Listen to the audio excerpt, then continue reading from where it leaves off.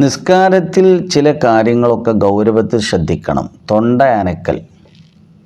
തൊണ്ടയനക്കുമ്പോൾ രണ്ടക്ഷരം വെളിവായാലും നിസ്കാരം ബാത്തിലാവും.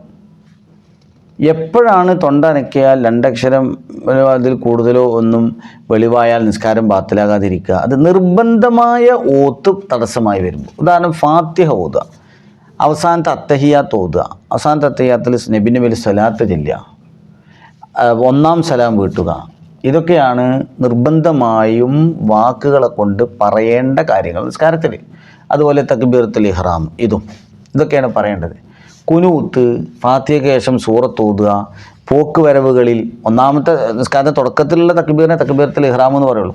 മറ്റുള്ള തക്ബീറുകൾ ഇന്ത്യക്കാലിലെ തക്ബീറുകളാണ്. ഇതൊന്നും നിർബന്ധമായി പറയൽ നിർബന്ധമുള്ളതല്ല. അതിൻ്റെ സമയത്ത് അങ്ങനെ നിർബന്ധമില്ലാത്ത കാര്യങ്ങൾ പറയുമ്പോൾ ചെറിയ ശബ്ദ തടസ്സം വന്നതിൻ്റെ പേരിൽ തൊണ്ട അനക്കിയിട്ട് രണ്ടക്ഷരം വെളിവായാൽ നിസ്കാരം ബാത്തിലായി. അത് ചെയ്യരുത്. അപ്പോൾ ശബ്ദം കുറച്ച് കുറഞ്ഞാലും വേണ്ടില്ല, അങ്ങനെ അത് പറഞ്ഞ് മുന്നോട്ട് പോവുക. അല്ല എങ്കിൽ അപകടം സംഭവിക്കും.